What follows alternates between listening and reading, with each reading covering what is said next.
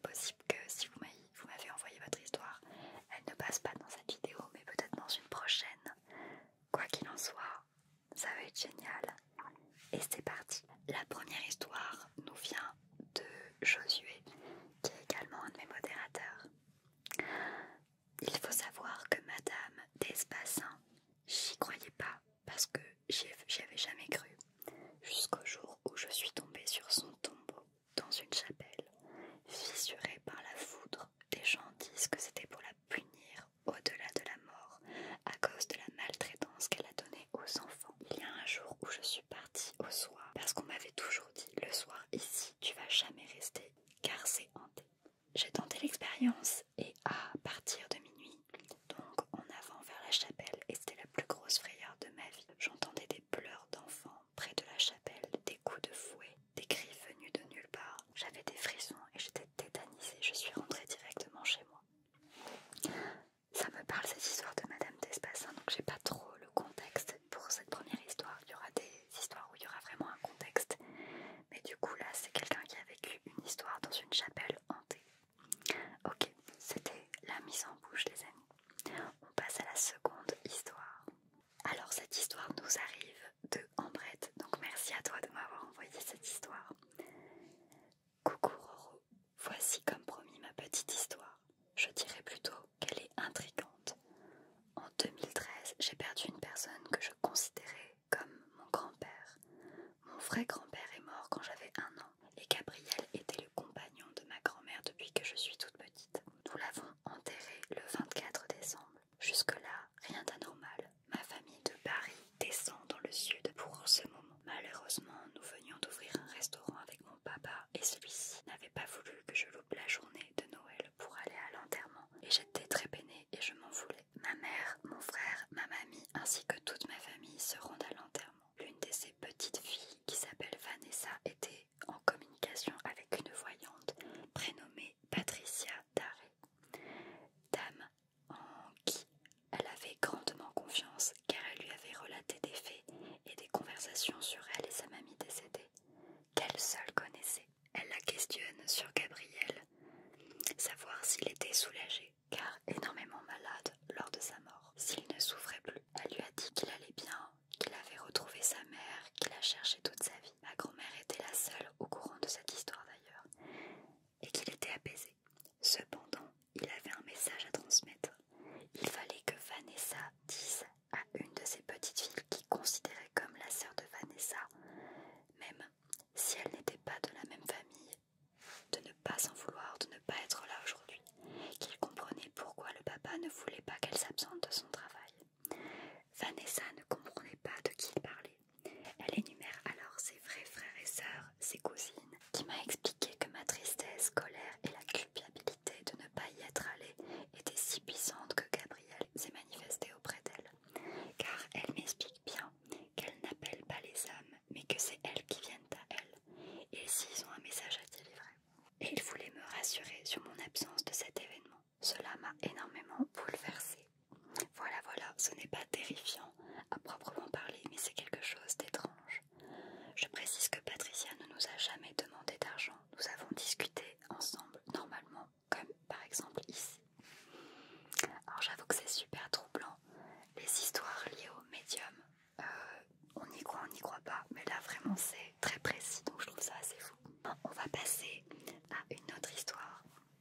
C'est Flora qui nous a envoyé cette histoire-là. J'étais en 5e et avec une copine on se baladait tout le temps autour du collège quand on n'avait pas cours. Pas très loin du collège, il y avait une maison complètement abandonnée et on devait toujours passer quand on voulait partir. Et nous à ce moment-là, on aimait bien aller dans les endroits abandonnés, donc on essayait toujours de rentrer dedans ou de voir ce qu'il y avait. Il y avait toujours eu cette rumeur que dans cette maison, il y avait un vieil homme qui y habitait. On n'y croyait pas forcément, mais on avait quand même des doutes, donc forcément, ça nous intriguait tout le temps. Et on restait en général devant la maison à faire les andouilles pour voir s'il y avait bien quelqu'un. Et un jour, on avait crié quelque chose, je me rappelle plus ce que c'est, sauf que ce monsieur est réellement sorti de la maison. On s'y attendait absolument pas du tout, donc on était assez étonnés. On a vraiment eu peur car tout d'un coup, on est parti en courant, sauf qu'il nous a suivis. Apparemment, ça aurait été mais j'arrive toujours pas à y croire. Si c'est vraiment ça, bah heureusement juste à côté il y avait un marché, donc on a réussi à le semer dans ce fameux marché. Et après ça, on ne l'a plus jamais revu. On est parlé tellement de fois à mes parents que j'ai vraiment été traumatisée. Voilà, donc ça c'est l'histoire de Flora, qui du coup a rencontré cet homme un peu terrifiant. J'aurais jamais osé aller devant une maison abandonnée, ou non d'ailleurs, on sait pas vraiment, mais c'est très intriguant en effet. On passe maintenant à l'histoire de Flo. Alors, on était en 2019 et je dormais la nuit. Je me réveille et je vais boire et je vois que dans mon salon, il y avait des trucs qui avaient changé d'endroit. Je retourne me coucher et le lendemain matin, je vais voir ma mère et je lui demande si c'était elle qui avait bougé des choses dans le salon. Elle me dit que non et nous remettons les choses en place. La journée se passe, je vais au lit et je me réveille le lendemain. Ça avait encore bougé de place et les mêmes objets. C'était vraiment bizarre. Tu vois, du coup on décide de dormir dans mon salon. Comme ça, j'étais plus proche. Mais cette nuit-là, rien du tout. Du coup je me dis, ok c'est bon.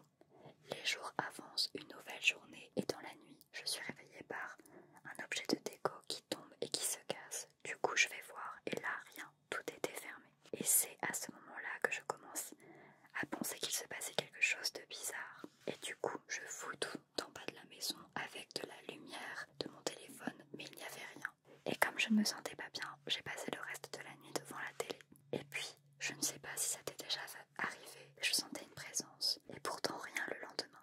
J'en ai parlé à mes parents. Ce qui se passe à la fin, c'est qu'on vendra la maison en 2020 par rapport à tout ça.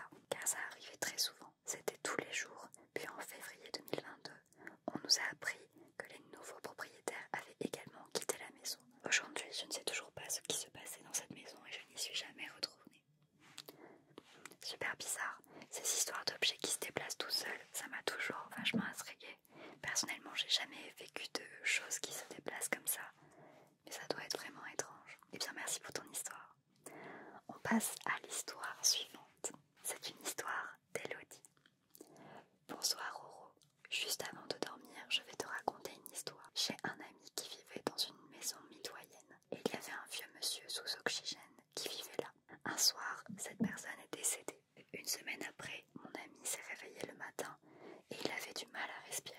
Il ne pouvait plus du tout bouger et il entendait une respiration difficile et forte juste à côté de son oreille. Il a également senti son corps comme si il se faisait écraser par une ombre. Incroyable. Il était impossible pour lui de crier ou d'appeler à l'aide. Quand il a enfin pu bouger, il a mis un chapelet autour de son cou. Ça l'a vraiment traumatisé. Et pour lui, c'est le vieux monsieur qui a essayé d'entrer en lui après sa mort. Merci beaucoup Elodie, c'est vraiment extraordinaire. Elodie alias Titi d'ailleurs sur TikTok, merci beaucoup. C'est le genre d'histoire que je trouve complètement folle aussi. C'est ressenti après la mort que certaines personnes peuvent avoir, souvent avec des proches d'ailleurs. Là c'est incroyable parce que c'était vraiment son voisin, donc il n'y avait pas forcément de corrélation. Mais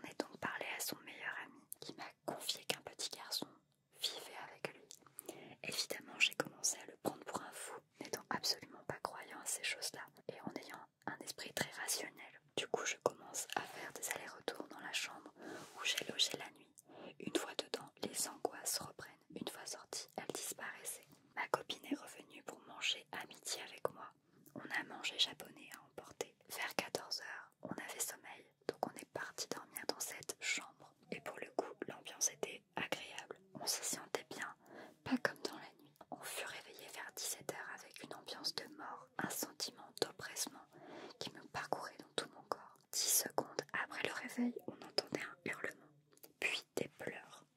On s'est levé, on a couru vers la salle de bain. Nous avons retrouvé son meilleur ami en pleurs, son chat enfermé dans son lave-linge, mort. On n'a rien compris de ce qui s'était passé.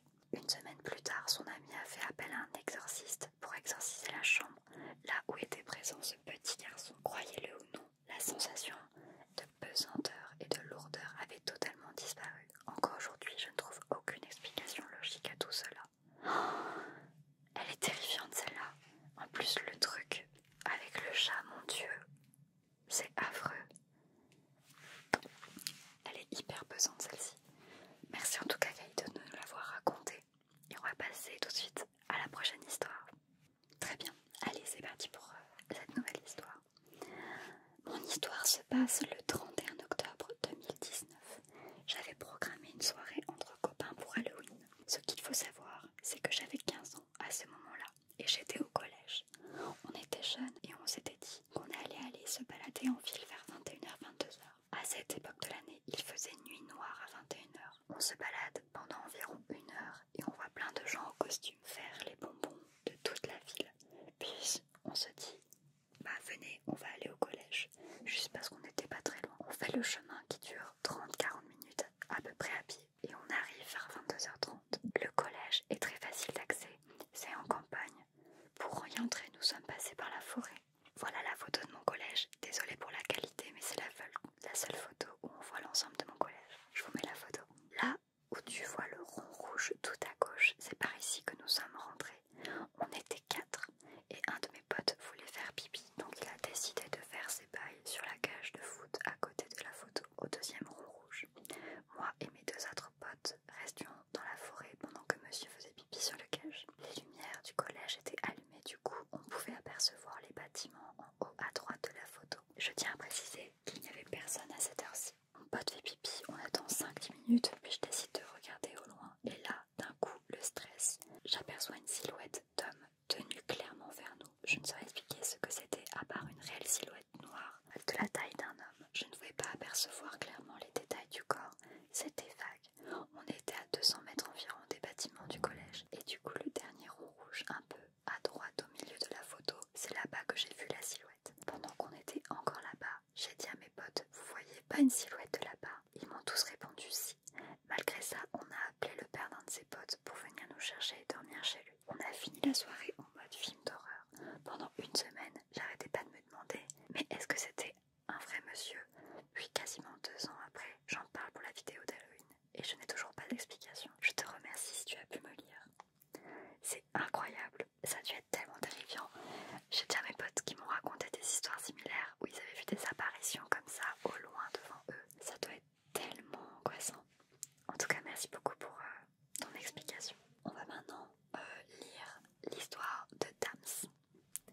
J'ai une histoire courte que j'ai vécue chez ma grand-mère. Je crois pas trop au paranormal, mais ce truc-là reste inexplicable. Contexte, je suis en vacances chez ma grand-mère, à la campagne, avec mon père et mes 2 frères. Une nuit, j'étais couchée dans la chambre du fond avec le chaton de la grand-mère. Genre à 1h du matin, je jouais avec lui, il était sous la couette. À un moment donné, j'entends un léger truc traîner par terre. Je n'y prête pas forcément attention. 10 secondes après, je vois une Leif de 1m80, robe de chambre blanche, cheveux noirs. J'observe la scène, je ne bouge pas par peur, mais juste parce que mon cerveau était totalement AFK. Le chaton se met à feuler. Du coup, en gros, la meuf est passée devant la porte. Je l'ai pas vue du coup, mais vu que j'étais la dernière chambre au fond du couloir, et qu'après celle de la porte du garage, je me suis dit, mais qu'est-ce qu'elle fout? Elle a arrêté dans mon couloir. Et du coup, je me suis demandé ce qu'elle faisait. Du coup, j'y vais et je vais voir. Et là, personne. Mais impossible qu'elle soit sortie par la porte du garage, parce que c'est une porte qui grince. Elle est en tôle. 10 minutes après, les 2 portes sont collées.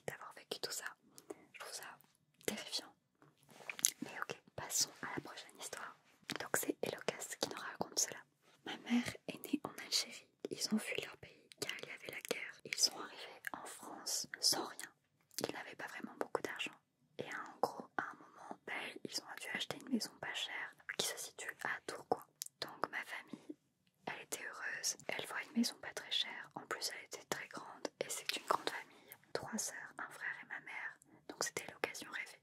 Au début tout se passait bien, jusqu'à que, une nuit, il commence à se produire des choses bizarres. Vers 23h tous les soirs, ma mère et ses sœurs entendaient quelqu'un qui descendait puis remontait les escaliers en boucle pendant 2-3 heures d'affilée. Et quand ils allaient voir, il n'y avait rien. Au grenier, ils entendaient les bruits de sabots, de chevaux qui marchaient, alors que, du tout bien, il n'y avait rien du tout quand ils montaient. Le grenier en plus était condamné. Ils savaient même pas qu'il y en avait un au départ. Les jours passent et puis tu as de nouvelles choses qui arrivent la nuit. Le pendule qui s'arrête, toujours tourné vers 23h. Au moment où on entend une personne monter et descendre la nuit, tu as des objets qui se déplacent. Ma mère va finir par perdre son doudou alors qu'elle avait toujours avec elle. On le retrouvait seulement quelques semaines plus tard dans la cuisine, alors qu'elle l'avait déjà cherché partout. On arrive à la chose la plus folle qui lui soit arrivée. Ma mère dormait avec son frère une nuit et il commence à faire très froid dans la pièce, encore plus que d'habitude. Donc ma mère se réveille en pleine nuit, elle comprend qu'il se passe quelque chose. Elle a l'impression d'être regardée. Elle regarde dans le couloir et elle aperçoit une vieille dame avec une chaise qui se balance. Ma mère commença à pleurer et à se cacher sous la couette en essayant de réveiller son frère. Pendant ce temps, elle entendait la chaise grincer, c'était très glauque. Son frère se réveille et puis il voit exactement pareil que ma mère. Du coup, ils ont eu peur tous les deux et cette dame finit par disparaître et ils ne l'ont jamais revue. Ma mère me dira que cette vieille dame n'avait pas l'air méchante du tout et qu'elle souriait en les regardant, qu'on ne voyait pas à travers elle comme on pourrait caricaturer un fantôme. Elle était en effet toute blanche, mais c'était un blanc fluo assez bizarre. Ma famille finira par déménager très peu de temps après, et ce n'est qu'à la fin qu'ils ont su que c'était une ancienne ferme, ce qui expliquait le cheval au grenier qui en fait avançait pour faire tourner une machine qui devait forcément produire de la nourriture ou quoi que ce soit. Ils sauront qu'un couple est mort également dans cette maison pour une raison qu'on ignore. Voilà, d'ailleurs la maison existe toujours à l'heure d'aujourd'hui et elle est inhabitée. Ok, c'est incroyable. C'est tellement flippant. Les histoires de maisons comme ça, dans lesquelles les gens s'installent sans connaître vraiment l'histoire et ont l'impression de vivre des choses. C'est terrifiant. On va maintenant lire l'histoire de Coco. Petite histoire terrifiante lors d'une nuit de Noël, lors que je travaillais une nuit dans une masse. Une masse, c'est les maisons d'aide spécialisées, c'est là où il y a les personnes handicapées. Malheureusement, ce soir, il y a eu un décès. Alors que je faisais ma ronde, un résident nous avait quittés et c'était prévu depuis le début de la semaine. Et j'espère que ça ne tombe pas sur moi. Lorsque j'ai constaté le décès, on a appliqué le protocole de fin de vie et durant l'appel à l'infirmière de garde pour annoncer le décès et faire venir un médecin, alors que j'étais dans la chambre de la personne, le téléphone a fait un énorme grésillement net, sans interruption pendant genre 20 secondes, au point que ma collègue est revenue du couloir les yeux écarquillés et flippait tellement, car ce grésillement résonnait au travers du téléphone. Je ne sais pas si c'était un problème de réseau ou une manifestation surnaturelle, car lorsqu'on a des problèmes pour capter, on entend de temps en temps la personne à l'autre bout du fil, sauf que là non, ça a coupé net et c'est revenu aussi net. Ok, fin de l'histoire. Trop bizarre, ouais, comme si la personne s'était manifestée à travers du téléphone, si je comprends bien. C'est en effet assez étrange, surtout dans ce moment un peu glauque quand même, où t'es dans la chambre du défunt qui vient juste de partir. Ça doit être assez bizarre, en effet, à vivre. Je compatis, tu as dû avoir peur. On continue sur la prochaine histoire de Neiro. Et il m'a également donné un lien YouTube que je vous mettrai en description pour avoir un peu plus d'infos. Hello Roxane, étant passionnée de paranormal depuis longtemps, mais également d'exploration urbaine, je saute sur l'occasion suite à ton tweet pour partager une de mes expériences étranges sur le sujet. Pour le contexte, j'ai 32 ans et j'habite à Bordeaux avec un groupe d'amis que j'ai rencontré au sein de mon entreprise. On a toute cette passion étrange qui est commune. On a décidé de créer un petit groupe amateur d'exploration urbaine et paranormale. On a réussi à découvrir un lieu qui est un ancien sanatorium où on soignait les gens de la tuberculose à l'époque dans le sud-ouest. Il faut savoir qu'à l'époque c'était une maladie très répandue et qui occasionnait aussi beaucoup de décès. Je t'apprends rien de toute façon car il semble que tu travailles dans le médical. On décide de faire une enquête amateur et d'aller explorer le lieu à la fin de la journée et pour une partie de la nuit. On y est donc allé avec quelques caméras, du matériel d'enregistrement sonore pour éventuellement avoir des preuves et accessoirement des souvenirs de ce que l'on avait vécu. Je tiens à préciser que 90% du temps, il ne se passe pas grand chose et qu'être témoin de phénomènes de ce genre est extrêmement rare, en tout cas pour nous. Voici le passage de la vidéo qui me semble semble le plus intéressant à partager. On va regarder ça.